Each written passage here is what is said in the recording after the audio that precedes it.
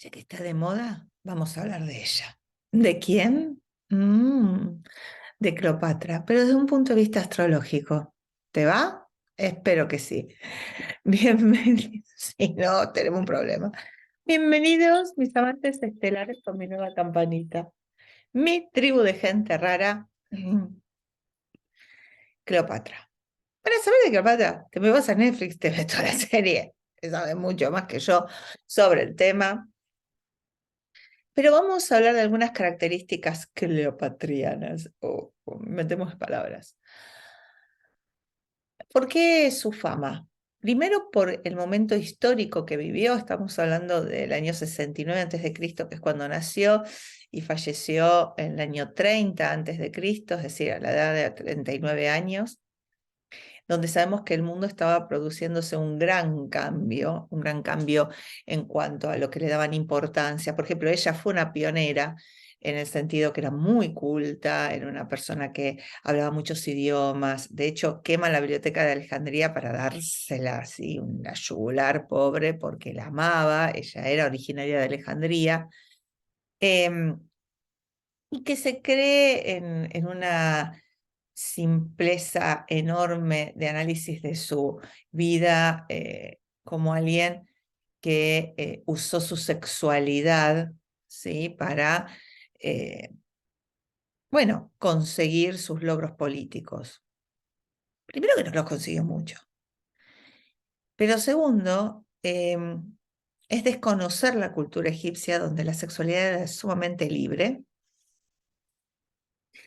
y que no era un uso, sino era una expresión más, y además que es denostar, o sería ya casi misoginia, no creer que todo lo que logra era por su encanto o atractivo, más que por su gran capacidad diplomática, inteligencia, estrategia que tenía y por su compromiso sobre todo. Te estoy dando pautas de lo que vamos a hablar de el supuesto signo de ella, ¿sí? Porque la verdad que hay falta de certeza al respecto. Pero bueno, haciendo un análisis acá, vamos a hacer un poco como una pseudo rectificación, haciendo un análisis de todo lo conseguido, que tuvo un hijo con un emperador, bueno, emperador, en ese momento no, pero digamos con un romano, es decir, unió dos lugares antagónicos del momento. Su capacidad de visión de lo que era mejor o no.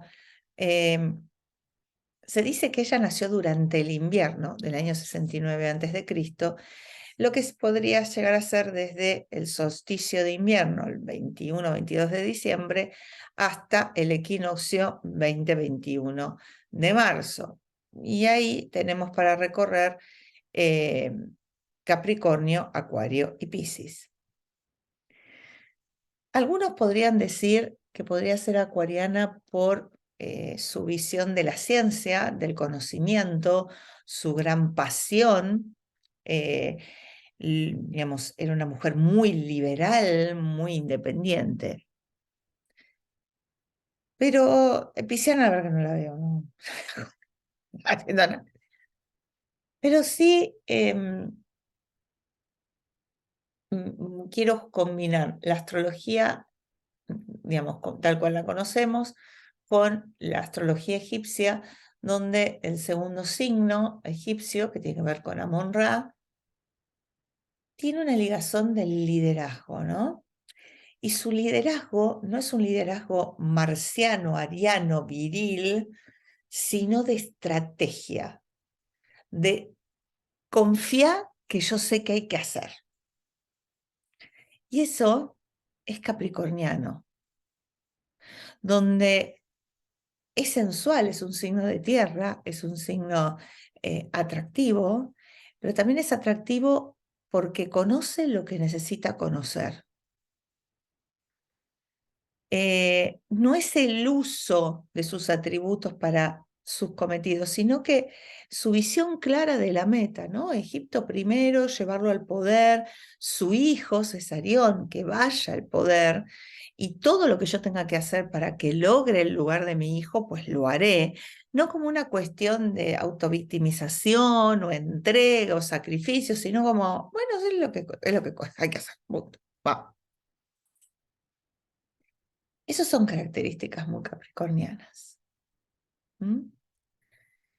Me pareció divertido tomar el personaje ya que está en boga y ver este análisis para entender y salir del meme es así o es asá e ir más, hilar más profundo, que a veces lo que para vos es una intención clara no lo es para el otro, o el análisis banal telenovelesco como que se acostó con dos y entonces dale, ya la tildás un poco más de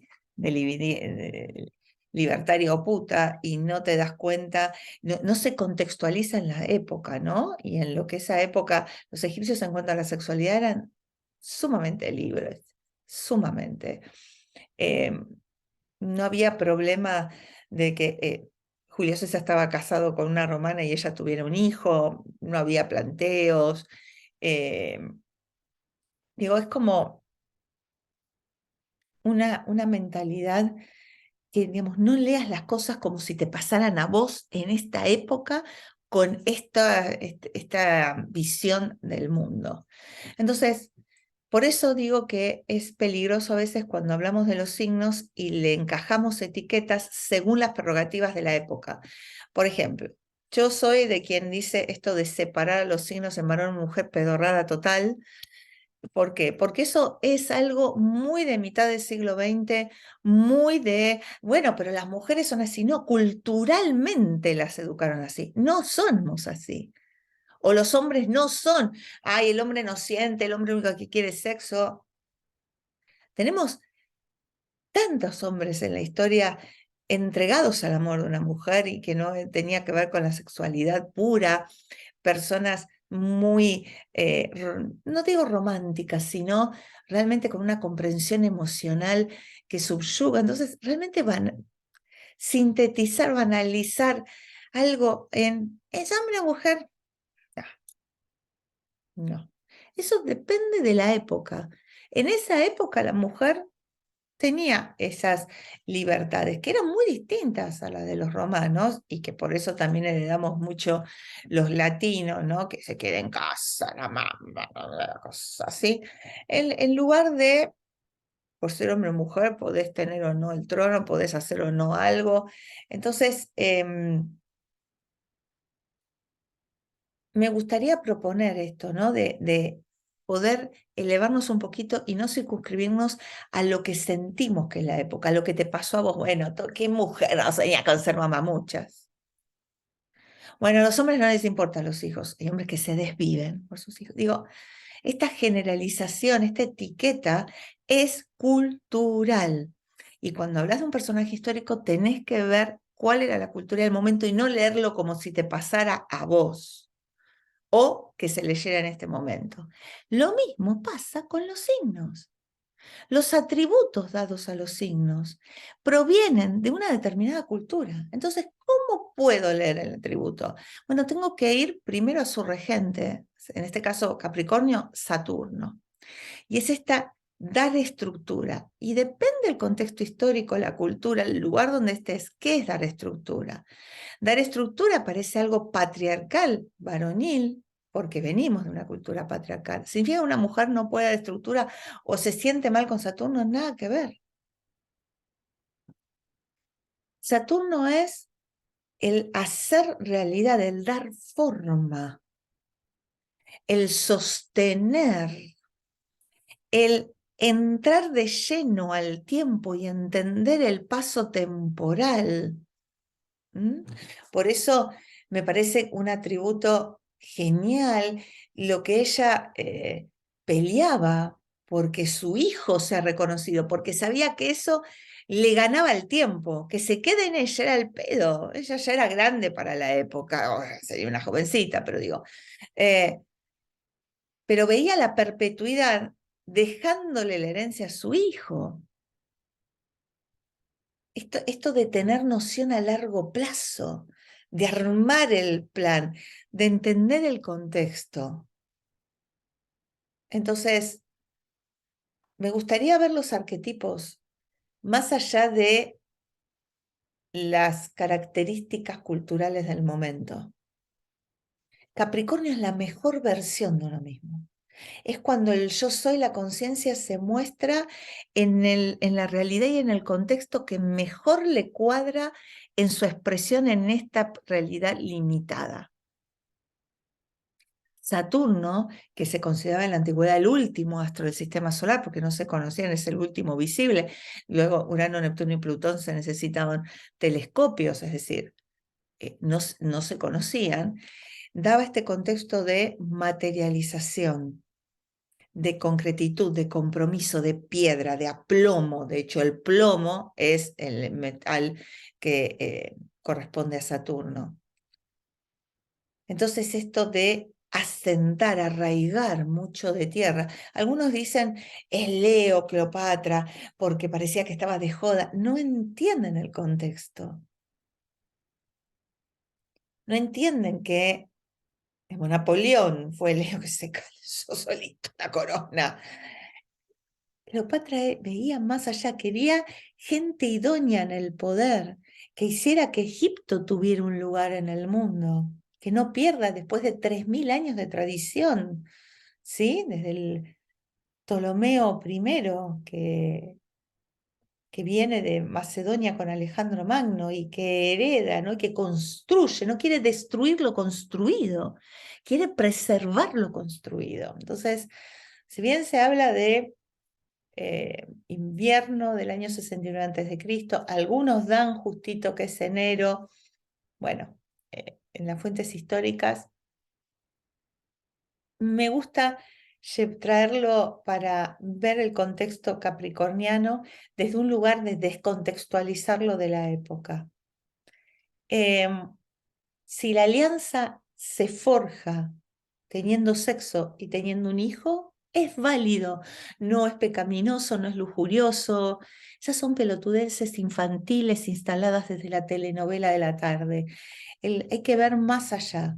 Que vos no lo quieras hacer y que a vos no te vaya ni un poquito, yo estoy totalmente de acuerdo contigo, pero no desde un juicio de valor de bueno, malo, puta, santa. No. ¿Mm? Entonces, Capricornio es la meta me define. El logro es donde soy, donde existo. Porque recuerden que el sol en Capricornio, el sol es la verdad. ¿Dónde existo yo? Y en Capricornio es en lo logrado, en haber dado forma, en haber salido de mí y haber construido algo que pueda ser sostenido por mucho tiempo. ¿Qué mejor que una estratega que incluso comparte tiempo con Julio César, lo asesora, no tiene problema en eso, por eso es más estrategia. Leo, salgan de acá, salgan de acá. ¿Mm? Igual, bueno, Leo le ponen algunos, porque para mi gusto, es una opinión personal, malinterpretan la figura.